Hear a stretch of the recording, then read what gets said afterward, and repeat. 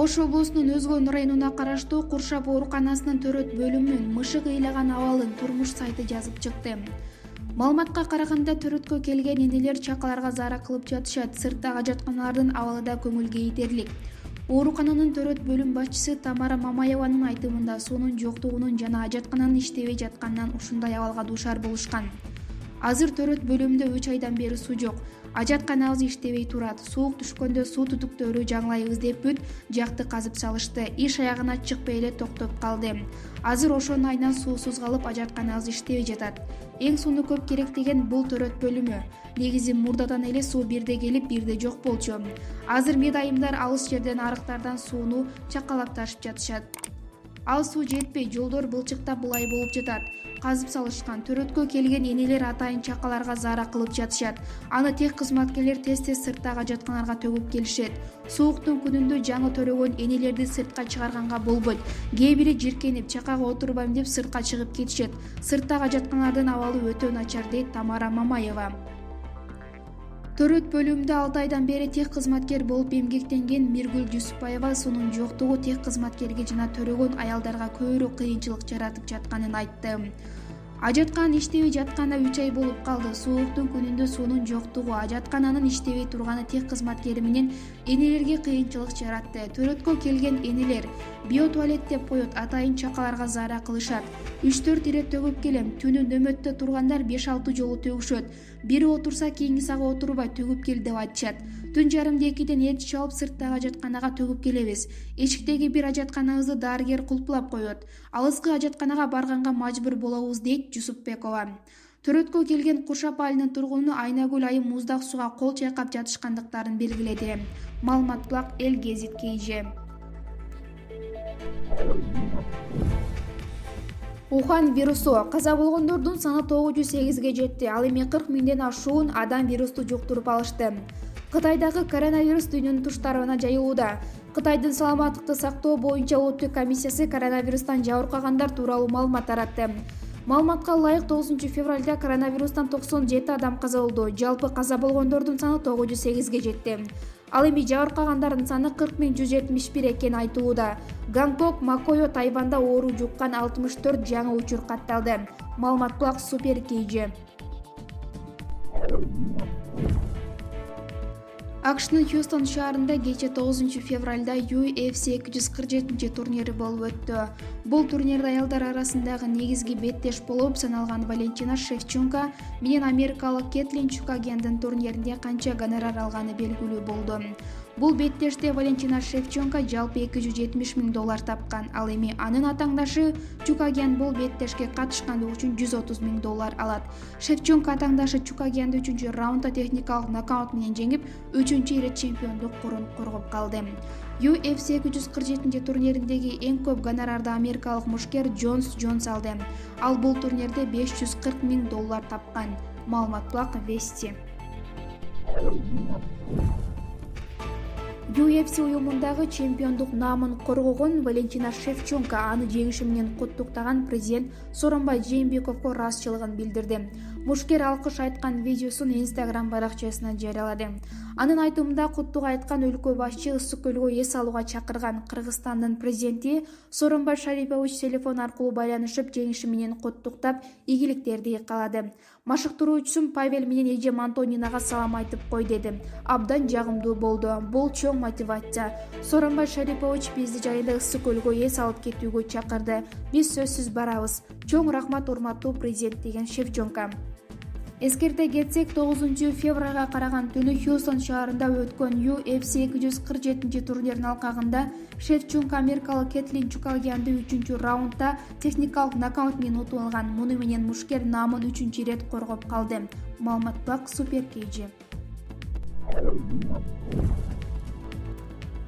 Өлкөдө коронавирус менен ооругандар катталган жок. 96 адам стационарды кароодон өтүп жатышат.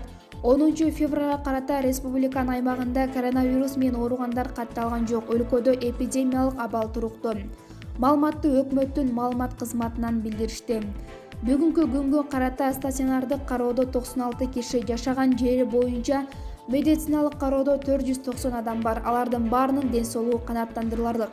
Ошондой эле жарандарды кабыл алуу жана жайгаштыруу пункттарында өзгөчө кырдаалдар министрлиги тарабынан 413 орун даярдалган. Нарын областындагы Тору-Арт өткөрүү пунктунда 100 орун, Ош областындагы Эркештайм 100 орун, Манас эл аралык аэропортунда 183, Ош шаарындагы аэропортто 30 керебет. Зарыл болгон шартта орундар көбөйтүлөт. Билим берүү жана социалдык мекемелерде вирустук инфекциялардын, анын ичинде коронавирустун алдын алуу боюнча маалыматтык түшүндүрүү иштери улантылууда.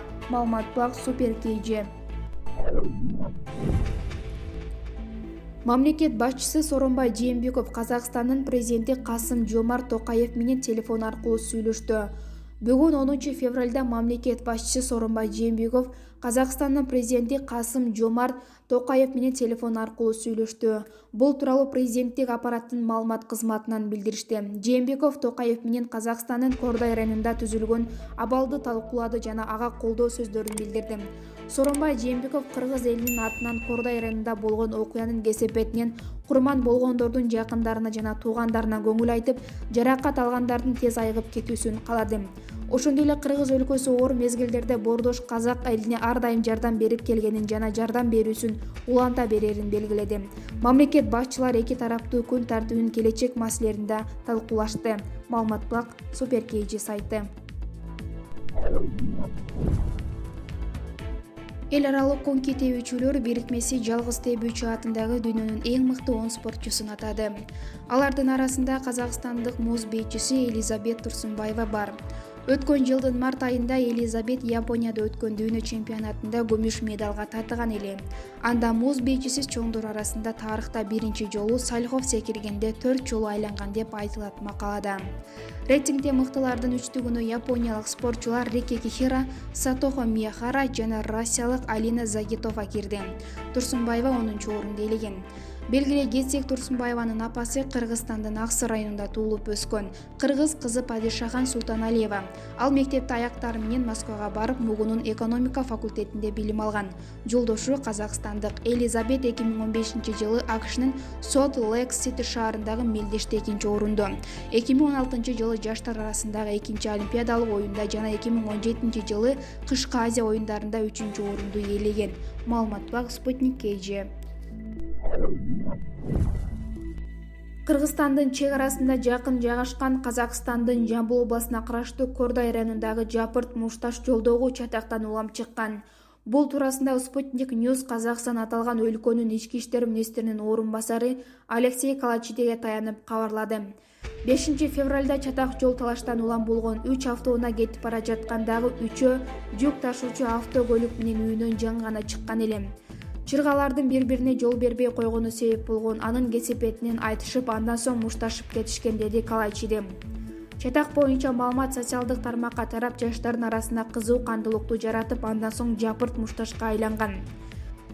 Министрдин орун басарынын айтымында Казакстандын башка аймактарынан интернет аркылуу билдирүүлөрдү жиберген чагымчылдар табылган. Алардын арасында жалаң эле жаштар эмес, жаш өйдөлүп калгандар да бар. Алар урушту көргөндө эмес, өздөрүнүн божомолу менен ой жүгүртүп, социалдык тармакка коюш керек деген ойго жетеленген. Анын кесепети ушундай абалга алып келди, деген Ички иштер министрлигинин орун басар министри. Ал учурда ведомство чагымчыл маалыматтарды кимдир тараткандыгын иликтөө уланып жаткандыгын кошумчалады. Абактагы белгилүү саясатчы Садыр Жапаровдун жубайы Айгүл Асанбаева маркум уулу Дастанды эскерип, жеке баракчасына жазган посту коомчулукту жашытты. Берекем Дастаным, сен эстебеген бир да күнүм өтө элек. Ар дайым оюмдасың. Сен менен ойгонуп, сени менен уктайм. Асмандагы эң жарык жылдызды сен деп элестетем. Сен төрөлгөндө, жаштыгыма карабай, энелик сезим менде сен үчүн өтө күчтүү эле. Акылдуу менен, жанда жок берекем. Жылдызды элең балам. Өжөрлүгүң күчтүү эле. Дастан, бизде баары жакшы. Атаң аман эсен, күчтүү отурат. Чыгарганга эрки жетпей, чыгарбай жатышат. Эли күндөн күнгө атаңдын эмгегин белип, балап, толкуп жатышат. Кудайым буйруган күнү чыгып келип, арабызга кошулуп калар. Рустам үйлөнүп, баарыбызды кубантты. Ринат үйлөнөм деп турат. Кудайымдын жазганына баш ийдим балам. Өзү берген, өзү алып кетти. Сенин атыңдан соопчулук кылып, балдар үйүнө барып турабыз. Кадимкидей жеңилдейм. Жетим балдар кубанса, сен кубангандай сезилет бизге. Жаз алды менен сенин атыңдан шарты татаал, суусу жок жаңы конушка суу чыгарып берели деген максатыбыз бар. Көп адам сени жоктоп келет. Досторуң, чоң иштешкендериң жана жакын туугандарың. Ар бир адамдын жүрөгүнөн өзүңдүн жөнөкөйлүгүң менен орун алган экенсиң, балам. Рустам сенин атыңдан умрага кетти. Аллах кабыл кылсын. Жаткан жериң жайлуу болсун. Аллах мейишинен берсин, балам, дейт Айгүл айым. Эскерте кетсек, 26-август күнү Садыр Жапаровдун тоңулу Дастан Садыр уулу жол кырсыгынан каза болгон. Садыр Жапаров уулун сөзгөн тарапка кокустук болгон деп арыз жазуудан баш тарткан. Бул арыз жазуу менен баласын кайтара албай турганын кошумчалаган. Талас областынын Көкөй айылында табылып, кийин Бишкекке алынып келген ак Элбирс Жабарстын көздөрү көрбөй калды. Бул тууралуу Буг-эне коомдук фондусунан кабарлашты. Ага ылайык жырткыч жаныбарды Кыргыз-Орус Славян университетинин офтальмология кафедрациясынын башчысы профессор Михаил Медведев улуттук госпиталдын офтальмология бөлүмүнүн дарыгерлери Нурлан Тургунбаев менен Александр Островерхов келип көргөн. Тилекке каршы буга чейинки дарылоо аракеттеринен майнап чыккан эмес. Ак Элбирсти караган адистер анын эки көзү тең толук көрбөй калганын аныкташкан. Жаныбарлар такай көзөмөлдө болушу керек. Себеби ириңдеп кетүү коркунучу чоң деп айтылат маалыматта. Белгилей кетсек, Таластын Көкөй айылынын четинде бактын башына чыгып кеткен ак Элбирс айыл тургундарынын көңүлүн бурган. Ал атайын адистердин жардамы менен кармалып, Бишкекке алынып келген. Дарыгерлер Элбирске бытыроо ок тийгенин айтып, негизинен анын башы жабыркаганын аныкташкан болчу. Атайын рентгенге тартылып, андан соң дарылоо аракеттерин башталган. Адистер ага Жабарс деген ат берген болчу. Маалымат Барометр KG.